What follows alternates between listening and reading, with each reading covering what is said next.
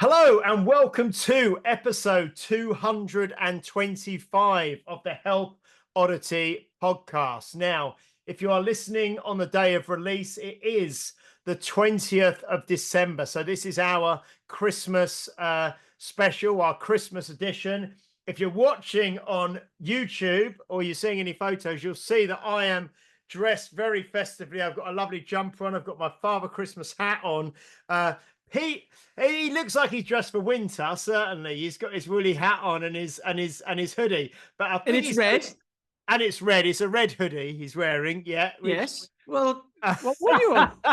This is how I dress for Christmas. Okay. Well, this isn't how I choose to dress. I'm not like this all the time. Oh, right. Yeah. So you see, I'm being authentic, and you're being false. Well, no, I'm being festive. I'm being. I mean, I would wear this. I wouldn't normally wear a Father Christmas hat, But yeah, no. But I am wearing this. I don't know how long it will last for. Probably quite a while because it's quite cold today. So I'm quite liking being dressed up nice and festively. Whereas I actually do wear this around the house as well because it's freezing in here.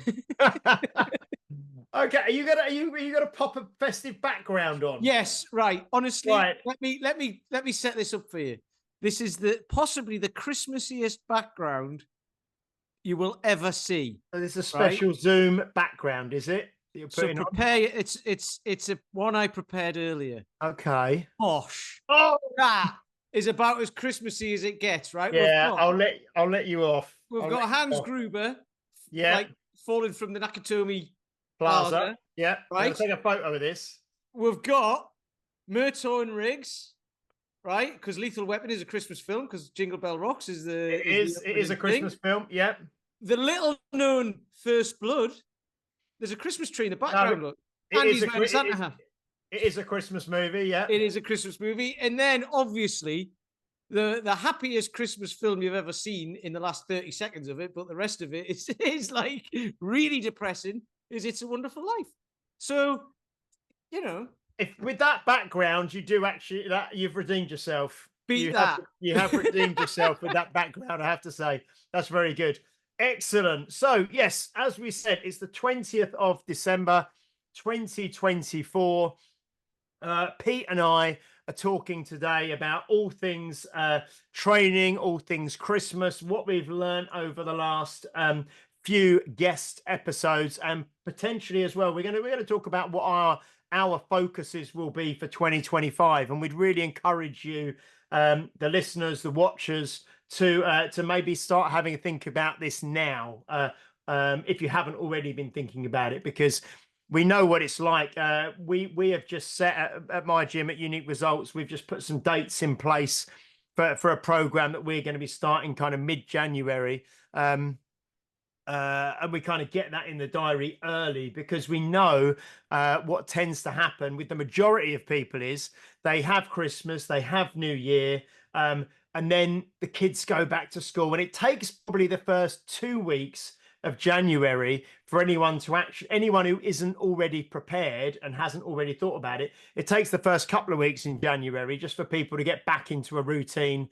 And sometimes it can be a couple of weeks to get going. And then for quite a few people, I would imagine, it takes them a couple of weeks to get going, and then by the end of January, they've kind of given up already. So we really try to get focused now for what we are going to want our intention to be for 2025 in terms of our health, our fitness, our business, the way we want our lives to be, and all that sort of stuff. But yeah, I do love Pete's background. That is superb. Yeah, Hans Gruber, Lethal Weapon, Rambo First Blood, and It's a Wonderful Life. So yes, so Pete, I mean, we've had the last couple of episodes have been really, really good. I've really enjoyed last week talking with Sitting Bull UK, David Walsh. Was a really inspiring episode. And I've talked to a number of people about that, and people have talked to me about it as well, about kind of it's a cliche that gets thrown around, and I don't usually actually like the way it's used. You see on social media, you'll see some guy with no legs or someone who's had a terrible accident, and then it will kind of show them training. It will say, well, what's your excuse? And I think we may have mentioned this before, and it can be kind of quite like shaming people into exercise or trying to make people feel bad if they're not doing things. But I did show a few people like a little highlight reel that's on David's Instagram, and they said when you see someone like him who was able-bodied, and then got diagnosed with MS, like not quite late in life, but in his 20s, in his mid to late 20s, I think it was. Well, actually, it was 10 years ago. So he's 38 now. So he would have been 28 when he got diagnosed. Already had kids and that sort of thing. And then went from being an able-bodied man with children, married, to now, using a wheelchair. When people watch that, I mean, it's not something I would shove down their throats and say, well, look at this guy, look at what he does. But people do actually say, Christ, you see someone like that doing the things that they're doing, and you do think, Christ, what have I got to moan about? Or why can't I, just do my exercise and take actually the health that you have as a gift and a privilege, and be grateful for it, and then train accordingly.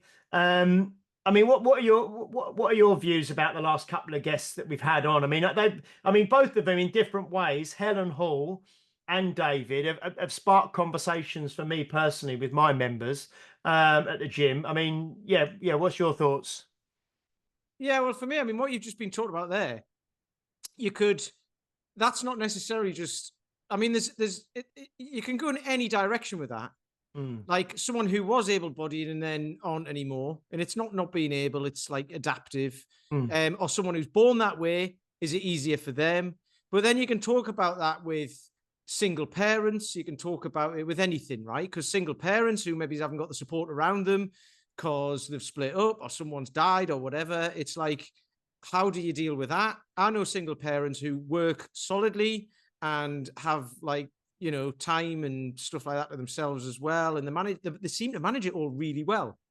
And then I know couples with kids who seem to be manic and all over the place. You know what I mean? So it's like, it all depends where you come from. It all depends how you were brought up. It all depends what your head's like, what your headspace is like. Because David mentioned the mental side. So maybe it didn't affect him more mentally than physically, obviously, but there's a like a, not a hierarchy. There's a balance to be had there, isn't there? So, I mean, those sorts of things, you can just look at one example and go, well, this guy did that. And it's like, yeah, well, lots of people have done things that you'll never be able to do. And it's not because you can't do them. It's because they'll never come into your radar or whatever, So there's lots of ways of thinking about it. So for me, I just look at people like that and I think, I was talking about this the other week about inspiration as well. And people say like, this person is so inspiring. So like David's an inspiring person, right? But you can say that and it's like, well, in what way? Because what has it made you do? Because you can inspire someone to feel a certain way and that's all good. But then for me, inspiration then comes through the actions you take out of what you've seen. And how are you going to use that as an example for yourself to do something, to take action? And it's like the self-help books, isn't it? We've said it before. People read them and then shelf-help them, right? And put them on the shelf. It's the same with this. It's like...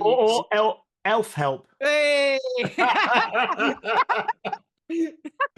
Very sorry. Elf on the shelf help. Elf on the shelf help. Yeah. But yeah, you can read the books and put them on the shelf and then go, well, that was a good book. Or you can take action on it, right? And it's like the same with this. You can see the videos and go, wow, that is amazing, and then just carry on what you're doing, or like use it to spur you on to do something else. It's like people who get cancer and then decide to do marathons and all that sort of stuff, and and some of them do it until they can't anymore, or they do it and then beat the thing as well. You know what I mean? So it's like it can go in many different ways. But for me these days, it's just like it's just make a difference. What does it look like in 20 years? All of this sort of stuff. Make it in the Dan John thing of make a difference today, make a difference tomorrow, every day. So that's where that's what I think of it.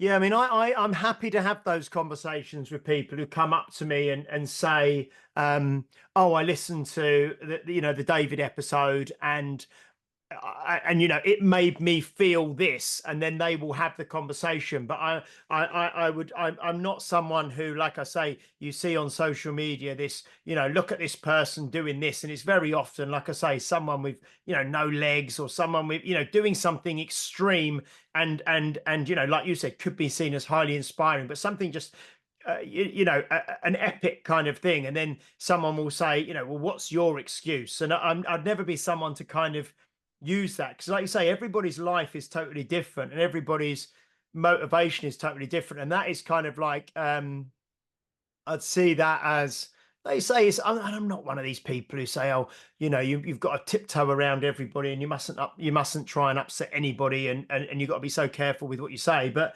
I just think that it's not particularly helpful most of the time, to say that when someone is maybe struggling to get started, they're struggling for the motivation, they may be, you know, for whatever reason, you know, they're not I suppose, living a healthy life. You know, they're not Yeah. possibly taking the action. And like you say, I think with a lot of things, you see these, even documentaries and things that you watch, you might say, oh, it's a really inspiring documentary. But like you say, we've had conversations before, and I think I wrote blogs years ago around how inspiration is like the spark that maybe can lead to light a fire, but it's only the initial spark. And like you say, if you don't do anything with the inspiration, or if the inspiration is, like, to use a similar analogy, just a flash in the pan, and doesn't lead to any long-term change, then like you say, it just makes you feel positive or makes you feel good in the short term, but doesn't actually change anything, you know? I've just had something pop into my head there about lighting a spark, right? So you can use firelighters to light your fire, Mm, right? And it lights straight away, and that's fine. Or you can use kindling, and it takes a bit longer, but it probably builds a better fire, right? mm. Yeah, You know, yeah, yeah, like, yeah. and you learn something by doing that as well. You learn how to build a fire. So if you're in the middle of nowhere and you need to build a fire, and you've got some Mm. flint and all that, you could probably build one. Whereas if you always use firelighters, you'll be like in a you know, one of the, like a, you squirt it with lighter fluid, Yeah, molasses light and for stuff. yeah, You yeah. know, it's that's fine, but it doesn't help you in the future if you're in the middle of nowhere. You know. So I think anyway, yes, yeah, a lot of these things though, they're similar themes that we've talked about many times, but the, you know, the quick fix, or the wanting the quick result, or the quick, you know, the quick inspiration, the quick, but the things that, where the things that actually stick, or the quick weight losses. You know, we spoke when mm, we had Steve Bush on recently, and he spoke about the weight loss surgery 5 years ago when he had it, or the, you know, the kind of, you know, Ozempic and the weight loss drugs at the moment, which we actually, in that conversation, we said he doesn't see them, they're not bad things, but they are a tool to kind of get the ball rolling, and they're a tool to kind of start moving you in the right direction. But you need to, um, foster and develop long-term habits and strategies that are going to keep, again, to go back to the analogy, they're going to keep the fire burning for longer. You know, they're going to mm. kind of, they're going to keep restocking that fire and keep moving. Because I find with, I've been having lots of conversations regarding Helen Hall's podcast as well a few weeks ago, which was all around the kind of the menopause, and yes, HRT, but also doing everything that you can do with lifestyle and things to give yourself the best likelihood of success, and the things that are also going to complement the kind of medical strategies that you might be using as well. And all of it comes down to, I suppose, again, the HRT is not, it's not a magic pill or a magic wand to solve everything, just like the weight loss surgery or the Ozempic isn't a magic wand to solve everything. It's something that's going to help, certainly, but we have so much power outside of the medical interventions that we need to tap into, ourselves, you know. So it's kind of like lifestyle. I'd say medicine complements lifestyle, but it's not the be all and the end all, and whereas I think a lot of people nowadays maybe see it as that. I don't know. What do you think? I can see you thinking, Well, talking there. things like them on the magic bullet. They're Mm. the thing that spark they're the spark. They're the things that start it off. Because there's a guy I was talking to a guy. It's funny. It's the guy who used to cut my hair.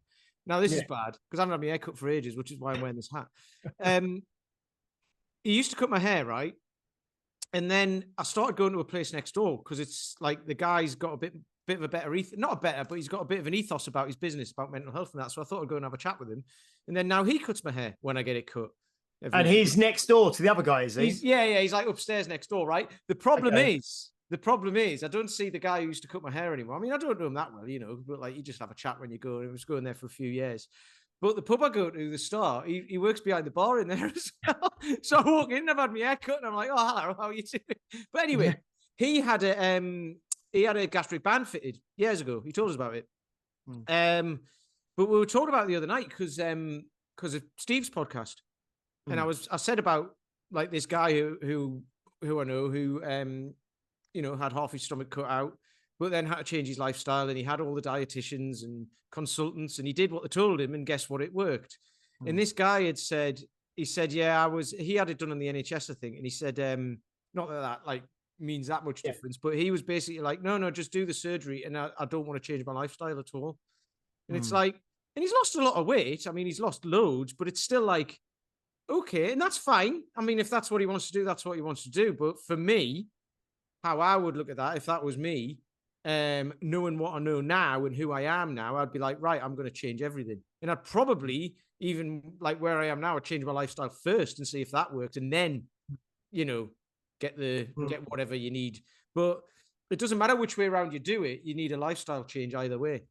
And it's interesting because that's what Steve said, wasn't it? He said that when you get it done, potentially, I mean, again, I don't know, we're just talking from what Steve said, but when you get it done on the NHS, you don't, and you can understand, you don't get the same degree of follow-up and care afterwards that you do when you have it done privately. Because I think he said when you have it done privately, you then get assigned like a dietitian for the next 12 months, and you get so many repeat appointments with the consultant and checkups and things, and you're monitored more closely afterwards, which makes sense, because the resources are tight with the NHS, and you've paid more to have it done privately and all that care. But it's that kind of ongoing coaching, really, and accountability, which will then lead to a more you would imagine a better outcome long term, rather than just have it done and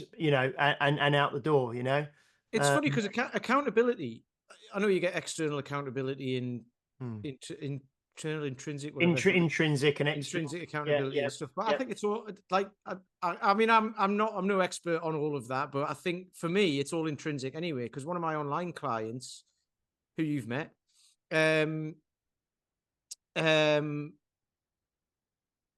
he couldn't work with me for like 6 months or something, and then he came back, and he was like, "Oh, I've put on 10 kilos, and I've been like a bit easy on myself, training and all that." So we got back into training. I was like, "Do you need any help with the nutrition?" And he was like, "No, I've done it before, so I'll work on that myself." And then after a few months, he was like, "Do you know what? I'm going to need a hand with that actually, because I'm not I'm not doing anything about it." So I basically just said, "Right, let's start by seeing what you're having. So just record everything in MyFitnessPal and send me it every day. Don't even try and change anything, just record it." And I haven't had to do anything. All he does is send me that every day, and it's good. And I'm like, right, if you're telling the truth on that, it's fine. And he's lost weight, he's lost kilos, he's put on muscle. And he was like, he was kind of saying, what did he say? I can't remember anything, but I said to him once, I said, "I haven't had to do anything there because I'm going to look at it." And he was like, "Do you want me to keep sending them to you?" I was like, "Yes, because if you stop, then you'll give yourself an out. But if you've got to send it to me, it doesn't matter if I do anything with it or not, because it's been bang on." And that was it. It was like the odd weekend in that he'd be like, "Oh, I had loads and I've monitored it, but I wasn't sure whether I should send it because I've had more." And I'm like, it doesn't matter, because the very fact that you have, there was one weekend he didn't monitor it. And I was like, well, next time that happens, just monitor it just to see, because it might surprise you. how much or how little you are having. And I think it surprised him how much. And he's like, blimey, so I need to pare back on that. You know, Mm, so it's just that's the accountability. Just because I'm looking at it, I still don't have to do anything because he does it all himself, you know. mm. And And it's it's totally, it is that, like we've used the quote many times on the podcast over the last 225 episodes, but you know, what gets managed, what gets measured gets managed, you know, just the act of being aware of something and tracking something um, leads to like a 10% improvement just by doing that. You know what I mean? It's yep. like, even if you don't consciously change anything. I But like, yeah, go on. with Christmas coming up, Yeah. right? You know, that's what people say, don't they? They're like, well, you know, don't let Christmas ruin it all for you. It's like, no, let it ruin it all for you because you got to have some fun, right? Mm. So it's like just don't do it like for Christmas, New Year, all the way through January, and then go, oh, by the way, I need to do something about this. You know, it's it's like that's we've probably said it on the last like a year ago. Like it's not what happens between Christmas and New Year; it's what happens between New Year and. But anyway, Yeah, no, totally. People yeah, need, but people need to keep that in. You know, yeah, exactly. That is the most important time. Obviously, you know, the yeah, other 300 and you know whatever it is, how many days? 365 days a year. So it's probably like 350 days a year. You know, yeah, the other 300, rather than the 15 that maybe are covered on that Christmas period. You know, yeah, yeah, exactly, yeah. exactly. I mean, I think what's important as well, like we've spoken about this before, and everybody well, I say everybody knows, but I do not worry about, you know, Christmas Day, Boxing Day, you know, a couple of days here and there over that period. Um, but there is a tendency from, I'm sure, probably the everyday people, and not maybe people who are listening to this podcast, but maybe family and friends of people who are listening to this podcast, where the Christmas festive season, and maybe even people who are American listening to the podcast, who kind of have this holiday season, which starts with Thanksgiving, and then I think it just rolls right through December into Christmas and into New Year, and it's almost like a full month of you know, kind of uh, festivities and parties and whatnot. So I think you do have to. I mean, for me personally, anyway, I have to have a degree of damage limitation, because if I just, as we've used the analogies before about having the levers that you can turn on and turn off. If it's or who was it? I think it might have been Gemma Wesson. I'm going back a while, who had the traffic light system. Yes, You know, green is basically just the floodgates are open, anything goes, as much as I want goes. I'm not worried about anything. Amber is you are you know, using a degree of caution and awareness around things. And red is that you are maybe in a harder period of strictness, adherence, dieting, whatever. And I think that the problem is with some people who will just say, right, the floodgates are open for the next 4 weeks. You can do a hell of a lot of damage in 4 weeks if you really just want to, oh yeah, and just want to, you know, just want to say, right, I'm out. Because, you know, most people have, you know, work parties. They may have 2 or 3 different work parties, you know, department, the big one, you know, a smaller group. They've maybe got other functions and parties going on, drinks, all the rest of it. And before you know it, you can feel pretty terrible afterwards. And I don't think I can't remember who I heard about who talk about this, but how it's actually no surprise that the so-called sort of flu season, if you like, comes in January, straight after the the month of poisoning yourself season. You know, yeah, people who go yeah, overboard on alcohol and sugar and all sorts, and then in January they feel terrible, or they maybe do the what's the dry January, isn't it? Is what yeah. people do nowadays. You know, I yeah, think I worked it out once. If you do dry January every January for 10 years, because people aren't going to do it forever. no. Um, I mean, some people do. They give up alcohol and stuff like that. But if you're going to do dry January, one every January for 10 years, and you live till you're 80 years old, it's like I can't even remember what percentage of your life it is, but it's not very much. It's very, very, very Yeah, minimal. It's like yeah. 0.01 or something. Yeah, yeah, dearie me. But in terms of training and things, I mean, I was gonna say I'd have to give a shout out as well to I've been doing a lot of this sandbag training recently, last few weeks. And John Gibb, who we had on a few weeks back, so this is episode 225, 220, Highland Wolf Strength. We talked quite a lot about sandbags and stuff with him. And his this is what I love, because I think when we recorded it, I said, I'm going to ask you a few questions about sandbags, and we might lose a few people here because we're going to get a bit technical. But it really Hang on, hang on. Just after that, you started talking about Captains of Crush. I think you would have lost everyone else. I nearly switched off after that. Yeah, dearie me. But no, the sandbag advice I got from John has really, really helped. Really helped me with some stuff that I've been working on, which is good.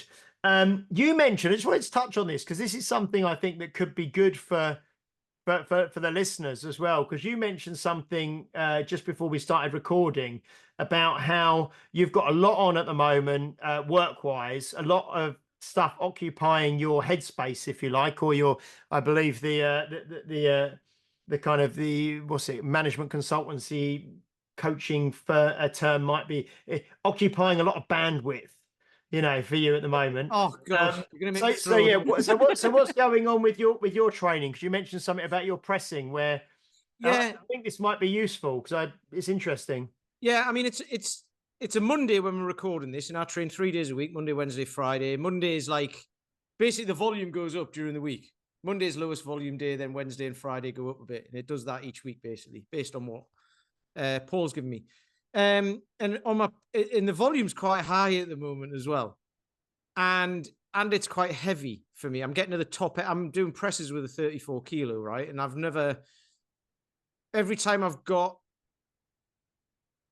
to about a 32 kilo for presses, I've got a certain way through the program and had to stop and then go back and come back again. So now I've gone up the next, like, another 2 kilos on that. So it's all quite heavy at the moment. And I've had a couple of weeks where I'm like, kind of repeat the presses. And then it's fine, but my left shoulder gets a bit tight and funky. It's not sore, but I can feel it's tight.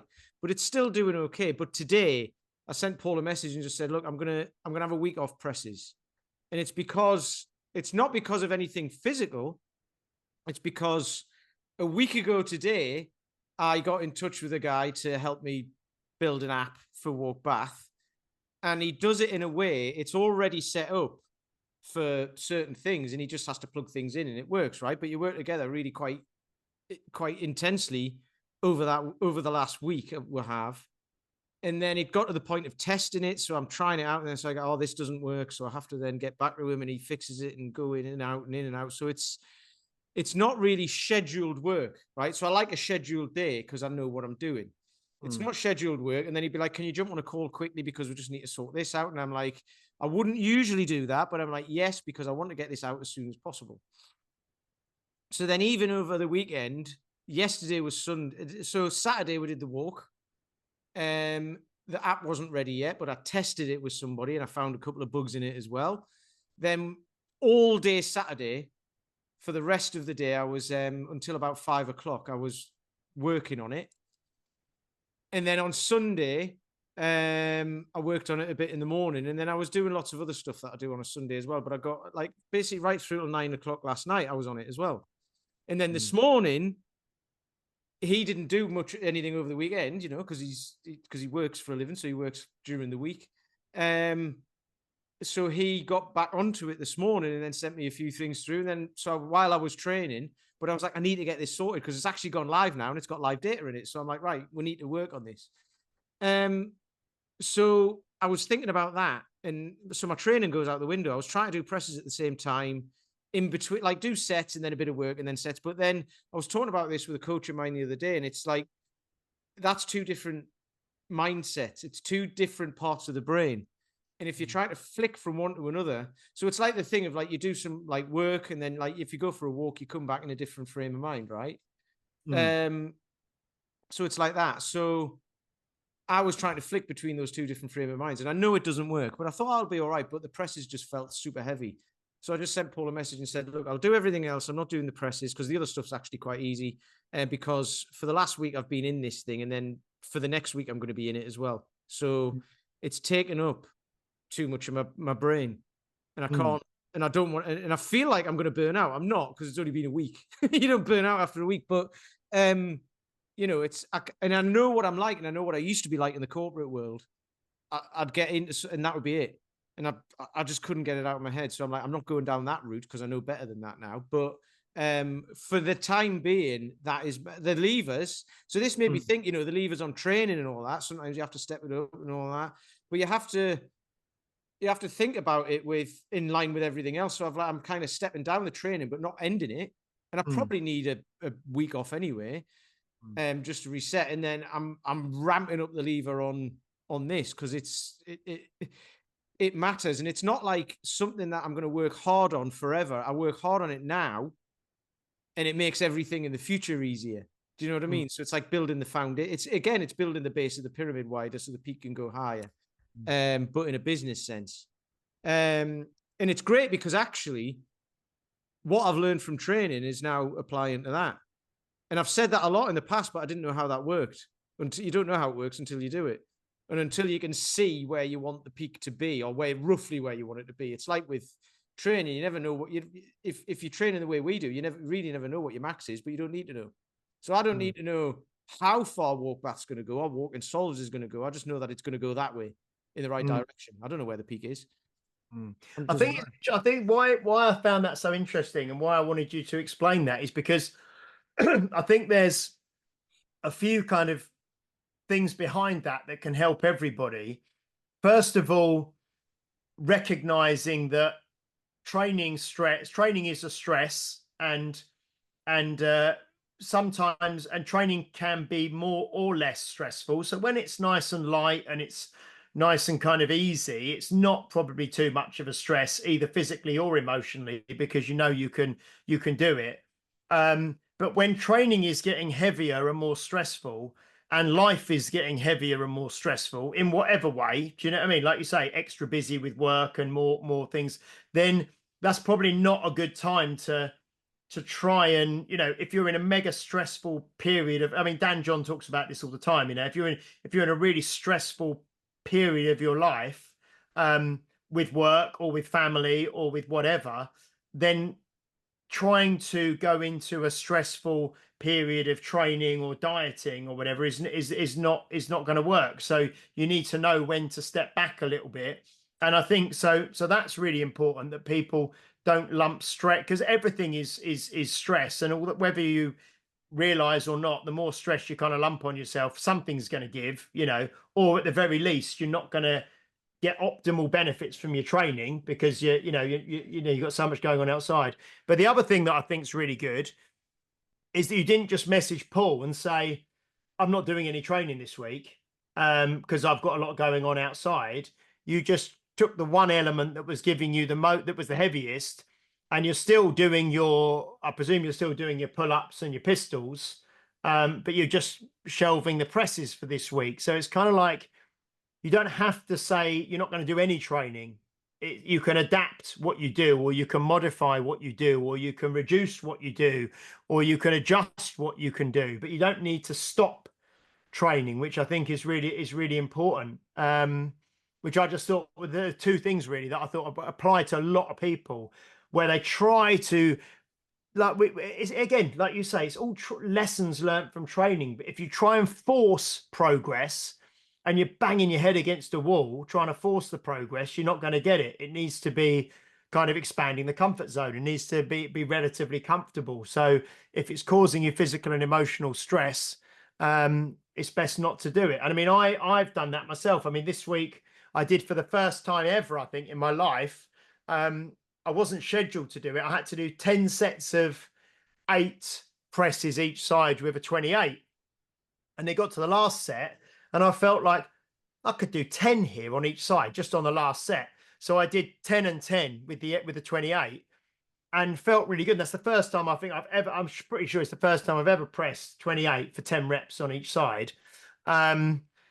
and it's good, and it just kind of you just gets there, doesn't it? I mean, it's not like you say, not you're up at like working with 34 kilos now for multiple sets and things, but I can see that you still cross over. Now I think, wow, if I was to actually start pressing a third, like you say, it's like Paul says, actually, like the rising tide raises all ships, or, if you increase your any rep max, you increase your every rep max. And the fact that I can press 28 relatively comfortably for 10 reps on each side means that I could probably press 30 for more reps than I've ever pressed it, and 32 for more reps than I've ever pressed it. Do you know what I mean? So and hopefully we'll have Paul back on in the next couple of weeks talking about his book Perpetual Strength, which I'm reading at the moment. I should be finishing soon. But no, it's interesting. I mean, what are your plans for? We speak about this, I know, and people have been listening to the podcast for 4 years. I mean, well, I say people have been listening to the podcast for 4 years. We'll have only heard 4 episodes like this over the last 4 years, so it's not it's not too much. But in terms of what are your plans for Christmas? What are you doing? Are you at home? Are you going away? Are you going to be elsewhere? If you go and listen to not last year's Christmas episode, the one before, so Yeah, 2022, 2022. Okay, we're doing that. you want to refresh my memory? I can't remember. But Let's go back listen to the episode. I can't remember 2 years ago. But go on. Yeah, no, we're going to Whitley Bay. So my family Okay. live in Newcastle. Yeah. And Whitley Bay is on the coast, so there's Tynemouth, Whitley Bay, Tynemouth, Cullercoats, Whitley Bay, Blythe, and then you go. That's going up north, and then you go south, and there's South Shields and further down and all that. So yeah, we're staying in Whitley Bay, which is just outside of Newcastle, so you can get the metro into Newcastle, or we can drive in or whatever. So we'll be seeing my mum and my brother and my sister-in-law for Christmas and all of that. So I'll be taking the bells with me. We're staying in an Airbnb somewhere. I'm going to say, yeah, you'll have the bells, because this is the next question. You'll be taking the bells with you and continuing to train over that period. Yeah. I can't do pull-ups while I'm away because I haven't got a bar, but I can do pistols and presses. Because we'll not be doing much else. We'll be taking, like, Whitley Bay is great because you can take the dog for a walk on the beach. So where we'll be staying, you can walk onto the beach and do like a mile or two. I think it's probably about a mile or two across the beach to St. Mary's Lighthouse and then come back. So we can do 4 or 5 miles. And we'll be doing a bit of wandering about and stuff. But what's great about Newcastle is you can go and watch the sunrise because it's on the East Coast. You can do that at like 8:45 in the morning because it's like dark until then. So if you want to see a nice early sunrise, you've got to get out of bed at 8 o'clock, which is brilliant. That's excellent. No, but I love that. I always love it when you go, because you often obviously go on holiday in the UK because of the dog and that sort of thing. So you can take kettlebell or a pair of kettlebells, or like you've mentioned before, the kettlebells and the add-on the magnetic weights and things to allow you to have a bit of flexibility with what you're doing. I think it's fantastic. And I mean, I think that, and some people might. I think probably more people who listen to this podcast now will be training over, the Christmas holidays and the New Year holidays and that sort of thing. Because I mean, for me personally, it's almost one of the things that Steve said on the podcast when he was on a few weeks back, when he said, I don't want to stop training because last time I stopped for 30 years. And then he came back to it. So I mean, I just, when it's part of your life, it's like doing this podcast, isn't it? When it's a part of your life and you do it every week, you don't want to. And you've said that before, because a few times I've messaged you and said, "Oh, we haven't got a guest this week, and we've got a few episodes in the can, as it were. Should we do one this week?" And you've said to me, "Well, let's do it because it's good just to keep that consistency and you don't want to have a week off because we're in the flow, as it were." It's funny with that because where that comes from is if we don't, there'll be a point in the future where it'll be like, shit, we haven't got any episodes. We need to record like 3 this week. You know what I mean? So it's better to be ahead or to keep up than catch up. Yeah, it just is. Yeah, so it's better to have more than less. Yeah, and there's a saying, isn't there? It's easier to stay in shape than to get in shape. Exactly. All of those things apply. Again, it all applies to training applies to everything, and everything applies to training. It's like, it's funny because what you were talking about earlier, something else popped into my head because there's someone I know. So this goes with what I was talking about about not training much this week and doing what I need to and what have you, because I know my body, but I also know my head. Hmm. And like I say, it feels like I'm going to burn out in a week, which doesn't happen, but that feeling's not good. But I know somebody who was recently diagnosed with bowel cancer and has had a keyhole operation to take it out, right? And hopefully, we don't know yet, but hopefully there's no chemo, there's no radiotherapy. It's just, that's it. Hopefully that's it done, right? 3 hours of keyhole surgery, bosh, done. And like 12 weeks recovery or something. But this person was like, does like a boot camp thing and does walking and does lots of things, very healthy, a lot of gardening, all that. And they were going to see somebody, I think, about something, and they were like, she said, "Oh, you'll find this weird," and I was like, "I won't." Like, there's loads of stuff around, like, that we've heard lots of stuff on here and what have you. But they get them to lie down, and like she moves her head like that, and then you know how we say you can walk one day, you can walk the next day. One day she went along, it might have been like a week later, and she really struggled to move her head. She was like, right, for something, she was lying on her front, she was like, I can't do that. And the lady who she was with said, something's going on in your lower back here. She'd had like problems with getting out of breath, bit of pain, sore back. Turned out to be bad. She, eventually, this was over the period of like 8 or 9 months. Eventually, like the end result of the doctor was like, you've got bowel cancer, we need to get rid of it. So on the NHS, 2 weeks later, bosh, done. But that's knowing your body. That's checking in and because like you say, like we've said, you go walk and the chances are you can walk tomorrow and you can walk the next day. And then if you get up and you can't walk for some reason, there's a problem. It's like they're standing on one leg for 30 seconds. If you can't do that, it could be a neurological problem. It could be anything, So there's all these things. And it's like, that's not scaremongering and saying everyone, if you can only stand on your leg for 2 seconds, you've got cancer. It's not that. But it's like, right, is there a reason why? Let's figure it out. And if it's all fine, let's make it so you can. Because that was a little bit like David last week, wasn't it? Which was where he said he just started having numbness, yeah. And then and you can say, I suppose, stereotypical sort of man, if you like. He had this numbness and he kind of ignored it, and it got worse, and he kind of ignored it, and it got worse, and it kind of ignored it, and it got worse till he could hardly move, and then he went to see someone, Yeah. and then he got and then he got diagnosed with like MS,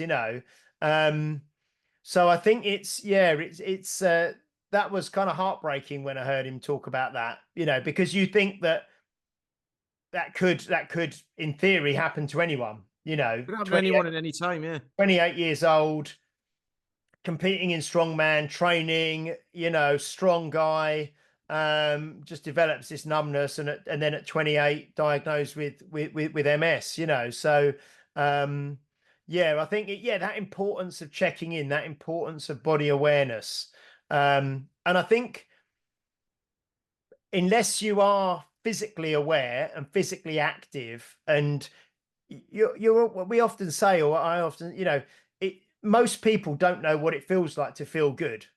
Most people probably feel pretty rubbish most of the time.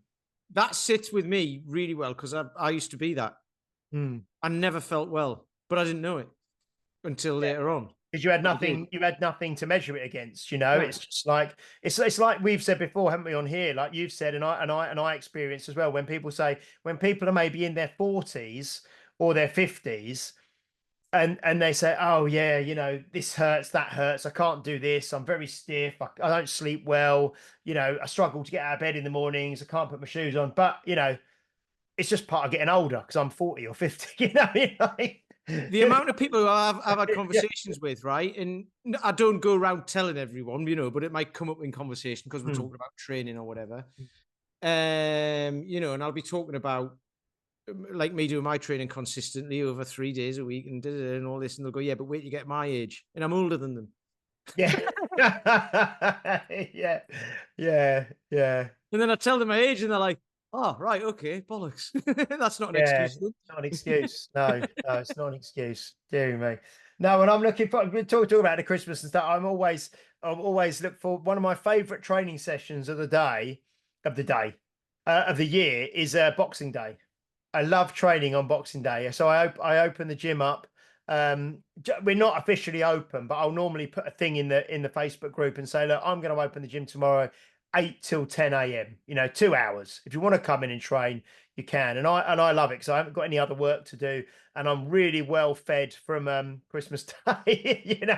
So What you I think's feel great like, about that is the culture of your gym. People actually yeah, turn up as well. they Because do. there's a lot of Yeah. places where you'd say that, you'd go around and do it and nobody would turn up because they'd be like, I saw that. But the culture in your gym is like, you, it's a good vibe there on a box. I Yeah. mean, that's amazing. You had people queuing up last year, didn't Yeah, yeah. I turn up and people are already waiting outside, you? and then I do often pop the mulled wine urn on as well, so they can trade and have a mulled wine afterwards. But no, I love it. I love that because you can just get in, do some strong, and you feel strong. You everyone's in a good mood. No one's got to go to work that day. Usually on a Boxing Day, or very few people have got to go to work that day. So it feels good, to train. I know, and I enjoy that. So no, so it's good. So why don't we touch on like any sort of potential focus that you've got for 2025? Whether that be I mean, I know there's so much exciting stuff going on with Walk Bath. I know there's, exciting stuff you're working on for your own training for things. What do you kind of see as as a focus for you potentially for 2025? Uh, I've got lots. Yeah. So what I've got to do is just not think about it all. So I Yeah. can talk about it, but I'm not thinking about it right now because I've got the way I do stuff. And I learned this recently. And again, I've known it for ages. I just never Mm. implemented it, but I've learned it recently and I used to work out, try and think, how do I do this on a spreadsheet?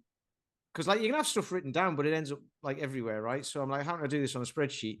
And my coach Brian helped me with this. And it's like, what I do is I have what I'm going to do this week on one sheet, and then everything else is on another sheet. I don't even look at it Yeah. because I have like that, and then what I'm going to do this week that'll push me and my business and training and everything forwards. And then I've got like high yielding tasks, which is what I do anyway each week. Mm. It's just like the stuff you do every week, like train the guys at sessions, update programs on a Sunday for people, and that just happens. Mm. But this is stuff that'll push all that forwards, or push Walk Bath forwards, or whatever. And then I've got a 30 and a 30, 60, 90 day plan. Mm. And anything on the 30, 60, 90 day doesn't even get looked at. It gets looked at on a Sunday when I update this week. So all I need to do is look at what I need to do this week. And the other things are in the background and on the pit. They're not even there. They're away. And if something comes up that I might have to do, I'm like, I'm not looking at that until Sunday when I'm doing the plan for next week. Mm. So I've got loads of stuff that is going to happen next year, but I'm just right now I'm focusing on the app.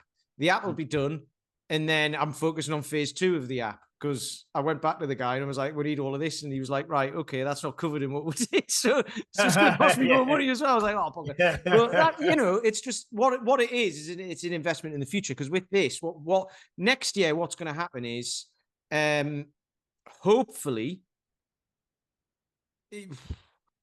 hopefully it goes to the States, because I'm talking to somebody about that, and hopefully it goes around the country. So the app can let anybody in. It's so simple. You go onto the website, click the button, you can create an account, right? You don't even have to live in Bath. The walks are all in Bath. But what will happen is, as people come into that account, when I'm talking to other people in other parts of the country, I'll be like, oh, by the way, there's 100 people in the app from your town.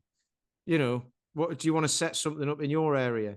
So they'll all, it's creating demand. Like, I've asked you if you like, your guys are going to do a walk here, but I can annex that within the app and get them to come in and come and do that here. And then that's another part to it. So like tourism and all that. So, and then obviously there's a business plan above that as well for the whole of next year. So that I can't get into the details of it because, again, I can't see the peak. I'm just building the base. I'm just doing the reps. And the wider the base, the more reps I do at this level with an app that serves one local area, the more reps I'll be able to do when I go to other areas or other countries. So that's where it's at. But yes, you're creating systems, you're creating a process, you're creating the technology, the infrastructure behind it, so that then, like you say, it becomes more repeatable, more replicable, Yep. easier to expand upon, and all the rest of it. No, that's fantastic. You can And just like, plug like it in. You can I go say, to another city and go plug in. There you go. yeah, Here's your permissions in the behind the scenes bit of the app for your area, because you can annex that. Away you go, and that's yeah. it. No, Yeah. that's great. No, and like you say, because we're there's I think there's 16 or 18 of us now coming next year in June. So all of us will add, because then I suppose in the app, is it going to have, will it have like maps of the walks and stuff like that in there, or not on No, like, no, no, no, no. Because okay, they're all led. So the way it okay, works is, I mean, when I set it up, it's walks that way. It's like park run, yeah, but park run's the same run every week, right? mm, Unless you go to a different city, obviously. mm, But it's the same run every week. But you don't really want to do that with walking, do you? Because it's not about the time. It's about, and this is park run is about this, but this is more about, you have a chat on the walks and it's connection, right, with local yeah, area and local people. So all the walks are led. It was originally led by me. Now that people have come along and got the badges and all that sort of stuff, they're now led by the community as well, who know they know the walks. So what'll happen is, in a new area, I'll, like, whoever wants to do it there, I'll be like, mm, right, do you know any walks? And hopefully they do. And if they don't, it'd be like, well, go and find some, put something together. And then I've got a separate bit in all trails that I use where I put the walks in, and that's got the mileage and stuff like that and the routes. But the idea is, people can do them if they want. But in the app, you just put the walk on. People don't need to know what the route is. They just need to know where to meet you and what time. yeah, So yeah, it's 9 o'clock on a Saturday morning. They meet you here. It'll be in the app where you meet. Is it here, here, here, or whatever? You meet there, and then you go for a walk. mm, And it's great because getting the walk leaders, right? The walk captains, I'm calling them, yeah. getting them to do it. There's a couple of people who have said they want to do it, and I'm like, right, what walks do you know? And they're like, well, I don't know any yet. And I'm like, you've done them like 20 times. Like, yeah, I just talk and I never know where we are. But that's the whole point, right? That's the idea. Then Mm, it takes, again, it takes it out of people's heads. They don't have to think. You must have been on a walk with a family and stuff where you've got the book and you're like, oh, bloody hell, right, we've got to get here. And like, oh, it's this half left. What the bloody hell does half left mean when you're in a field, mm. right? So they don't That's even, what normally happens on our walking weekends every year. We get lost. So because we have these silly instructions where you, like you say, you're walking through a field and it says, walk at this angle across to this sort of like gate, and you're like, well, you can see three gates. Which one is it? And before or you the know gate it, is on the other side of a hill that you can't. It's like, where is it? yeah, It could be yeah. So anywhere. I think that's what everyone's really looking forward to next year is to go and meet you and to have like a lead, or someone Yeah. who knows the route before we do it. Because most of the time we print the routes off the internet. No one knows where we're going, and we just try and muddle through it together. And I don't think there's been a year yet where we haven't kind of slightly gone off route or got lost. And we found our way back, and we've got back in the end, but it's not been smooth. It's always You like, see, yeah, I really enjoy that. And there are groups where you do that because that's yeah, what you go for. But this isn't a group for that. This is a group for, like, no, you come along and you just have a chat, yeah, and you get exercise and you get out of your head, or get you fresh get in air your and all head the and rest of it. Yeah, tell people what you want to get off your chest. There's a few people who do it and they've had a chat about stuff, and then at the end of it, they're like, "Oh, that was like a therapy session," yeah, So yeah. there's all sorts. So yeah, what about you anyway? Well, I think I was going to say one of the things I've done recently. There's this Mr. friend of the show, Paul Field, Captain Field. He's been inviting me for a while to go. There's a thing called the dinner, which is once a month nearby me, but it's arranged by Will Polston, who's been on the podcast a couple of times, and it's kind of like a dinner at a really nice like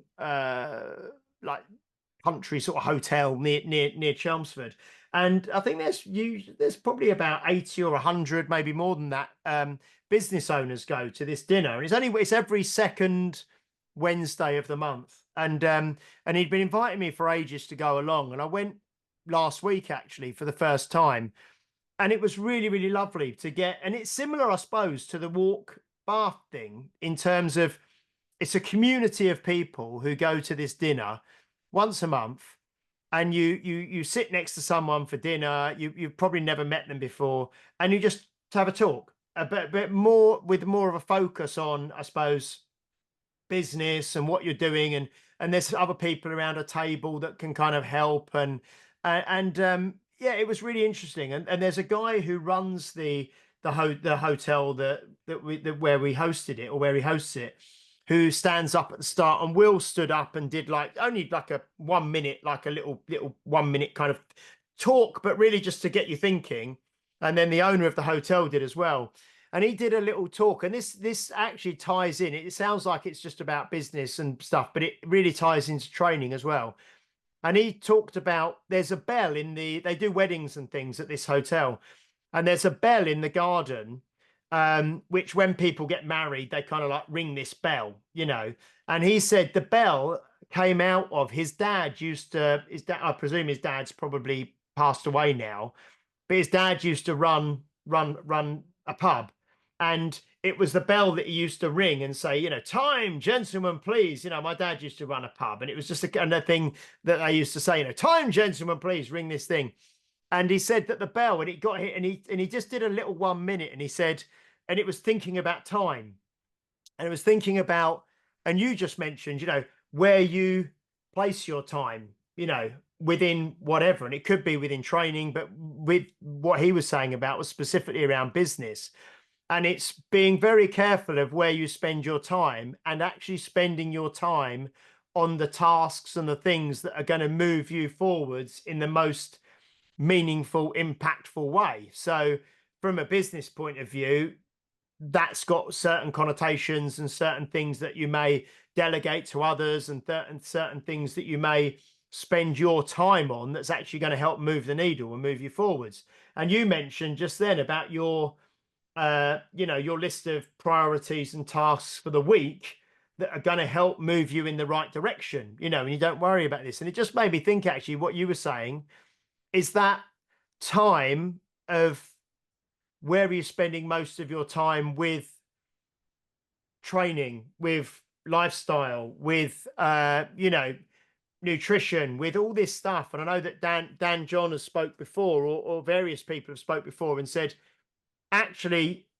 if you're training, you know, 5 days a week for an hour a time, but your nutrition's all over the place, you're actually better off taking one of those training sessions out and spending that hour maybe planning your meals for the week, or maybe batch cooking, or maybe shopping more, you know, writing a shopping list and do it, you know. So it's just kind of where you're going to get the most value and make the most impact from your time. So for me, I mean, one thing is that I'm going to be going to this dinner every month, and kind of trying to move the business forwards and move this podcast forwards, you know, in a meaningful way. Training is kind of dialed in now, really, because Paul obviously kind of programs for my training, and I'm definitely going to want to do you know, 2 or 3 strongman comps next year, and everything's moving in the right direction. But for me, it's a lot more now about, yeah, where I'm spending my time. And I've got a couple of new people coming into the gym that are going to help, and they're going to be working with us next year, which is going to be good. So that's kind of where my focus is mainly now. And with the kids being, you know, 8 and 5, and wanting to spend more time with them as well. But everything's kind of moving in the right direction. But I think that's going to be the big focus for me, really, is, you know, probably guarding my time a bit more. And we spoke before, didn't we, with Steve, about saying yes to everything, and actually the power of saying no, you know. So I suppose it's more guarding my time and being more mindful of it, and making sure that I'm spending my time in the most beneficial, impactful way. I suppose is my big thing for 2025. It's funny what you've just said there. What time is it? How long have we got? Three o'clock. Yeah. What you've just said there. So there's a book I've got, which is, I can't remember the name of it. It's by Brian Glazer, I think it's by. That's your And guy, isn't it, Brian Glazer? what? Is that your guy Brian Glazer? Is that No, your that's guy? Brian Grasso. Oh, Brian. Oh, sorry. He told us about the book, actually. So Brian Okay. Grazer is some sort of Hollywood producer. He's like Oh, you said about the conversations you had. yeah. It's Yeah, no agenda yeah. conversations, right? So you just Yeah. said that, right? Going to a business networking thing, right? Isn't going a good business networking thing, in my opinion, isn't going and trying to get business off everybody. Mm. It's just going and having a chat. And then at least they know who you are. Oh, I need help with my health and fitness. You talk to James. I need help with this, like the BNI or something like that, right? Yeah. But without being so formal of of, you know, oh, you need to help me with this and I'll help you with that and what have you. It's like, no, you just have a chat. So I've been doing that loads. I did, I hate business networking things, but that was always because I always thought they were about business. But going along as a representative of Walk Bath, I'm like, I just want people to come on. I just want to let them know that we're going to walk. That's it. That's all I'm there for. There's no agenda to it. It's just awareness, right? And so it's in a hotel just over the way. Actually, it's literally like 2 minutes from my front door. Yeah. And I emailed the guy yesterday because I'm like, can I come and chat to you for 10 minutes? Because I've got a video of what Walk Bath's all about. He already knows what we're about. And he's actually, I took them out for a walk anyway, but I want him to show him the video, show him the page that it's on, and show him the app. And go, by the way, if any guests come and stay, put them in the app. Or just tell them about the app. They can go in and they can come on a walk. If they're there at 9 o'clock on a Saturday morning, they can come and see parts of Bath that most tourists will never see. With locals as well. With local people, there you go.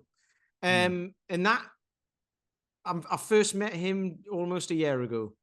So it's taken that long, right? Because there was no agenda. But now I'm like, and there's an agenda there, but it's like here's what I can do for you and your guests, because the place is being renovated as well and all of that. So they're putting effort into it and time and money and all that. And I'll go to another place as well.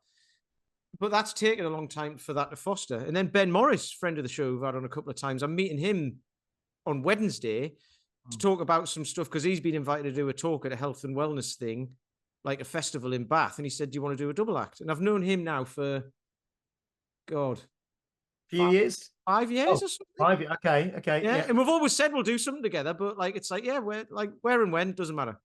It'll happen as long as we keep chatting and all that sort of stuff. So something will happen then, something might come of it, something might not. It doesn't matter because it'll be a nice thing to do. So that's the thing. And like you said, you just sit next to someone and have a chat. And then who knows? It's nice that I sat next to a guy who runs his own business, but he's got a child who's autistic, and he's starting a charity for parents and families with autistic children, you know, and how they can support each other and sharing experiences and all the rest of it. And he mentioned that he wanted to do to start a podcast with it. So then we talked about, a lot of the things people want to talk about, and I say, oh, we've been doing this podcast for 4 years. We've got 220 odd episodes and all the rest of it. And people so it's kind of just talking about, well, how can I help you? And if you go to these things with a view of just, like you say, no agenda, what value can I add? Can I have a good conversation? If I can help someone, fine. And it was just nice. Yes, that's going to become part of my kind of monthly thing that I do now. It's only one evening a month. Like I say, every second Wednesday of every month. It's 2 or 3 hours in the evening, which is quite hard because I don't ever go out in the evening. Usually I'm in bed by about 8 or 9. I'm in bed, so it got to that. But still, I mean, I think we finished up about 9, half 9, so it wasn't like a late one. But so when this guy asked you about podcasts, did he say, right, here's what you need to do. You need to build yourself a shed in the garden. You need to get loads and loads and loads of superhero stuff and a massive microphone. Bigger than, if you've got a co-host, make sure your microphone's bigger than theirs. Not that I'm jealous or anything, but all of that sort of stuff. Is that what you said? No. But it's interesting. People want to, it's just, it was good. It was nice. It's very, very nice. So that's good. So, yeah, well, that was nice. Speaking of which, though, I've got something to tell you very quickly as well. So the guy who's helping me do the app, right? I spoke to him Monday. So obviously, like he hasn't been on any of the walks, or he lives in Bath. He got put onto us by one of the guys who are trained. But we were just talking to each other on WhatsApp. We've had a chat on Zoom to flesh some stuff out. But I was talking to him on WhatsApp, and I basically said to him, on Spider-Man, he's got his mate who's the guy in the chair. I was like, you're the guy in the chair. So we did a video on Saturday. I got everyone to stand there in a big group and shout thank you to the guy in the chair. And I sent it to him and he loved it. Brilliant. So he now thinks he's Spider-Man's mate. Yeah. Excellent. No, well, that was good. And we won't, I mean, that's about an hour we've been talking. And it is, like you say, coming up to Christmas. So we know people are going to be very busy. People are going to have stuff to do. But no, that was interesting. It's really good. And I've just loved, the last year again, talking to so many different people, hearing people's perspectives, hearing people's stories, and just continuing to move ourselves forward. So yeah, we will be back next week for episode 226. That will be on the 27th of December. So that's going to be kind of slap bang in the middle of Christmas and New Year. So we'll have another podcast for you there. I hope you know, from us, from Health Oddity, hope you have a really, really lovely, peaceful Christmas. And if you are going to exercise, if you are going to train, I hope you enjoy that over Christmas. Thank you for listening all through 2024. And we will be back next week on the 27th of December, episode 226. Hope you have a lovely Christmas, Mr. Peter Lant. I will do. Thank you very much. I hope you do too. And I hope everyone listening does. We appreciate you all. And thanks for staying with us. And if you've got any, if you want any ideas for Christmas films to watch, you know, here we are. Very festive. Die Hard, Lethal Weapon, Rambo, First Blood, Part 1, and It's a Wonderful Life. No, yeah.